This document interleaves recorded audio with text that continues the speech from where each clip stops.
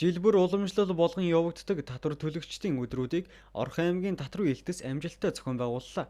Үүний хүрээнд Монгол улсын хууль тогтоомжийг шударгаар сахиж, улс орон нутгийнхаа хөгжил дэвшилд үнэтэй хувь нэмэр оруулж, 2020 оны шилдэг татвар төлөгчөөр шалгарсан байгууллагуудад батламж өргөмжлөл гардуулах ёслол болж өнгөрлөө. Шилдэг татвар төлөгч байгууллагуудаар Бүтээл, Офа Металл, Бүтлийн ундраг, Анд энерги, Медифас, ОТК хязгаарлагдмал хариуцлага компаниар шалгарлаа. Шагналыг Орхон аймгийн засаг дарга Бат Жаргал, аймгийн иргэдийн төлөөлөгчдийн хурлын дарга Мөнхбат, Орхон аймгийн татвар үйлдлийн дарга Цэвэн Сүрэнэр гардуулан өглөө. Баярлалаа. Манай Орон Металл компани одоо 2004 онд байгуулагдсанаас хойш аймаг улс орныхоо одоо хөгжилд тусалж татвар хураамжуул цаг тухайд нь бас бүрэн төлж одоо ажилдаг.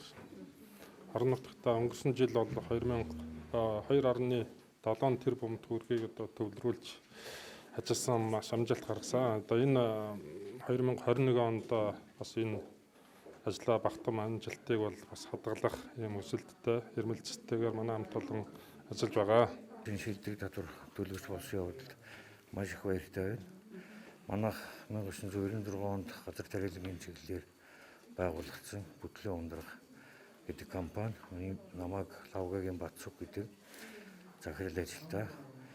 Энэ хугацаанд манай компани хамт олон Монгол улсын улстай хамгийн өндөр ургац авдаг. Энэ хэмжээгээр аймгийнхаа энэ газар тариалангийн ялангуяа Улаанбуудан ургац хураалтанд ихээхэн хувь нэмэр болдог.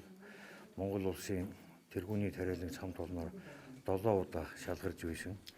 2019 онд Атар газрыг Монгол улсад эзэмшиж газар тариалан бие даасан салбар болгон хөгжүүлсний 60 жилийн хог хугтаж хүн сүдээж ухаан ямнаас Монголынхаа нийт тариаланч тунд уралдаан зарласан. Мөн энэ уралдаанд манай хамт олон 1-р байр эзэлж байсан. 2014-2018 онуудад аймгийн шилдэг татвар төлөгч болж байсан.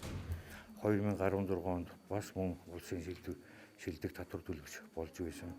Ийм хөдөлмөрч хамт олон байна.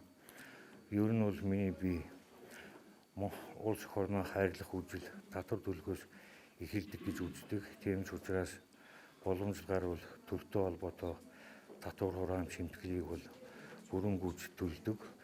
Тэгэд энэ цар тахлын үед, энэ улс орны эдийн засгийн хямралын үед бас нийт татвар төлөгчдөө боломжийн хэрээр татвараа төлж улсынхаа сан мөрөнд тус болооч гэж уриалмаар байна.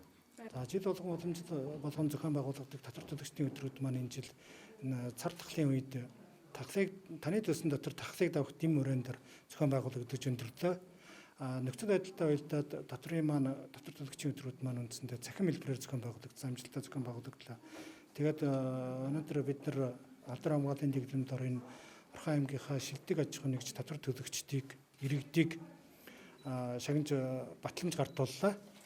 Тэгээд энэ цаг үед хүн болгон одоо бизнесийн үйл ажиллагаанууд нь алдагдaltaа зогссон, зарим нь хэвэн үргэлжилж байгаа ийм нөхцөл байдалтай уялдуулаад төсвийн орлогын төлөвлөгөөний биелэлтийг хангахад татвараа төлж хувь нэмрээ оруулж байгаа татвар төлөгчдтэй бас баярлалаа.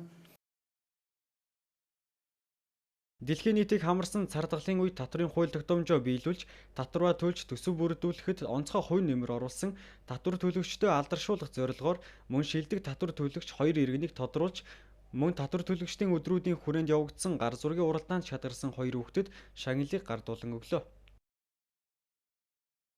Тэгээд өнөөдөр шилдэг татвар төлөвчөөр болсондоо баяртай байна.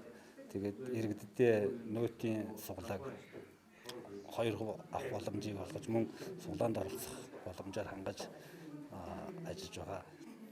Татварыг болохоор ажилчдын цалингийнхан тодорхой хэмжээг аваад улс аваад тэгээд тэрийг одоо хөгжлийн бэрхшээлтэй хөдөлмөрийн одоо эрхлэх чадваргүй хүмүүст одоо нийгмийн халамж олгож өгдөг гэж ойлгодог.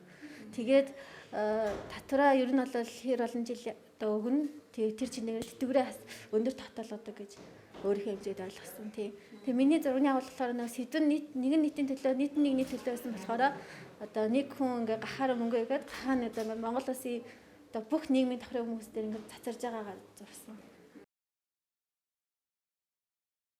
Улсын хэмжээнд энэ сарын 10-ны өдөр Энэ жил хамгийн ашигтай ажилласан татвар төлөгч, ажлын байраа сайн хадгалсан татвар төлөгч тус бүр 10 аж ахуй нэгжүүдийг зарласан байна. Үүнд уулын баяжуулах Эрдэнэт үйлдвэр, Төрөмчөд үйлдвэрийн газар хамгийн их ашигтай ажилласан, хамгийн их татвар төлсөн байгууллагаар дахин тодорсон байна. Монгол улсын татврын алба өнгөрсөн онд татврын орлого бүрдүүлэх үүргийн хүрээнд улс орон нутгийн нийт дүнгээр 5.1 их 80 төгрөгийн төсвийн орлого бүрдүүлсэн байна. Энэ нь 2020 оны улсын нийт төсвийн 52%-ийг бүрдүүлжээ.